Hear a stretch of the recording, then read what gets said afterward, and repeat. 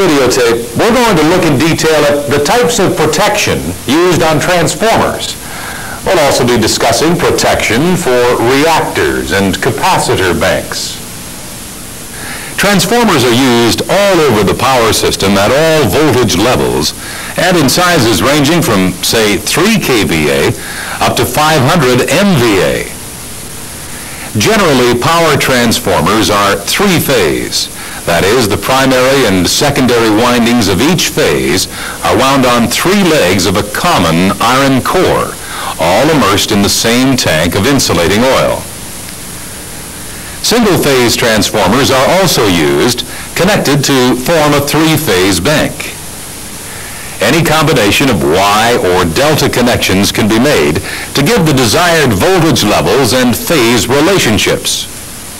Remember, with a Y-delta or delta-Y arrangement, the transformer is normally connected so that the high side voltage leads the corresponding low side voltage by 30 degrees. This is in accordance with IEEE standards. The advantage is that interconnection between utilities is simplified. Many transformers have 3 windings, that is, a primary, secondary, and tertiary, all wound on the same core. For example, we may have a primary of, say, 100 MVA at 138 kV, a secondary of 75 MVA at 69 kV, and a tertiary of 25 MVA at 13.8 kV. And each of these windings may be connected in Y or delta. You will recall from basic transformer theory that power in equals power out in an ideal transformer. Therefore, the sum of the secondary and tertiary MVA equals the primary MVA. The type of protection scheme used depends to a great degree upon the size and importance of the transformer in the power system. But another factor is the installation itself. Sometimes, in order to economize, the transformer is not provided with circuit breakers, hence the protection equipment must be designed with this in mind. The transformer must be protected against internal faults and through faults. Internal faults occur as a result of insulation failure, which creates a short circuit path between phases and often to the grounded iron core. The heavy fault current flowing can cause serious damage to the windings and even burn the core itself.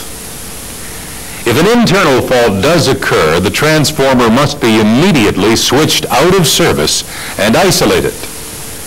Differential protection provides the best protection against internal faults. And we'll be discussing this in detail in the next segment. Through faults would normally be cleared by other protective devices downstream. However, if the fault fails to clear, this could place a severe overload on the transformer. Heavy fault current flowing in the secondary winding will produce a corresponding relatively heavy current flow through the primary.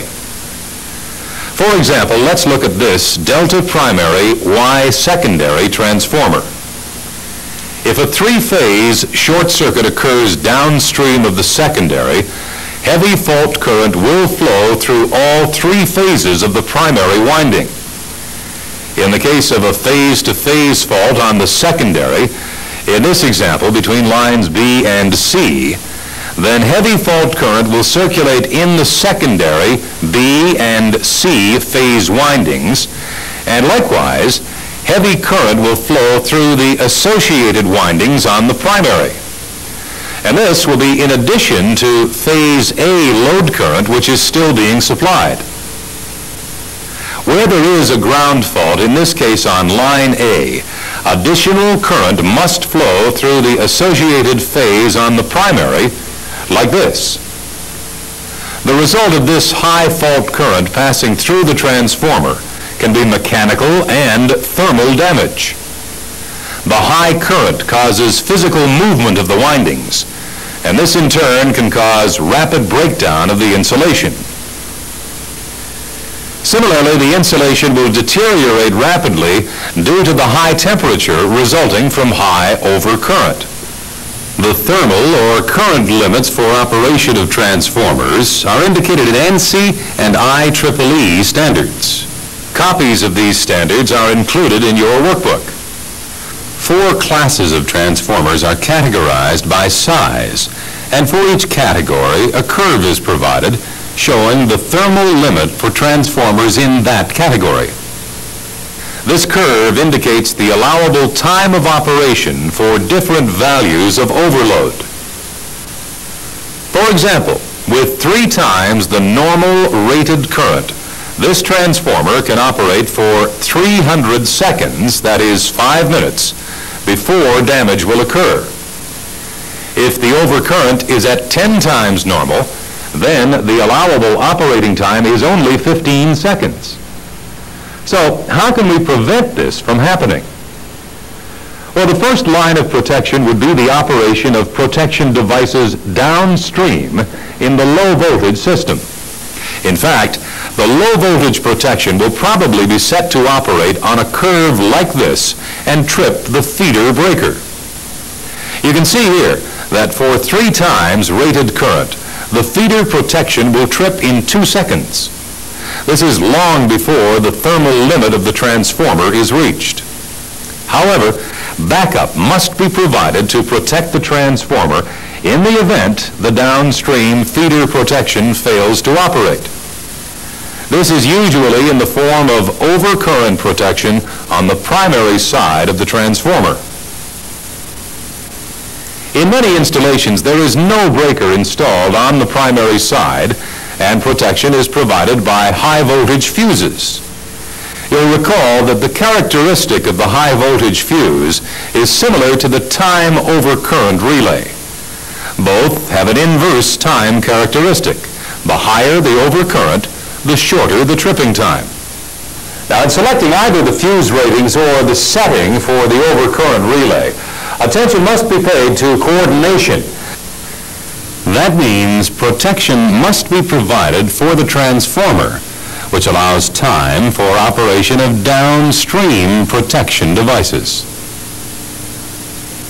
Referring to the curve, it is apparent that we must choose a fuse or overcurrent protection setting that operates in this area. For any particular overcurrent value, this relay or fuse is slower in operation than the downstream feeder protection, but both operate in good time before the transformer thermal limit is reached. Let's look at a few typical arrangements. Here, the transformer feeds a bus through a secondary breaker, and the bus supplies several feeders, each with its own circuit breaker. A fault on any feeder should be cleared by the feeder protection opening the respective breaker. If this fails to open, or there is a fault, say on the bus, then the transformer secondary breaker will open. This is set at a much higher level and slower speed than the feeder protection. If this protection fails, then the high voltage fuse on the primary should blow to protect the transformer.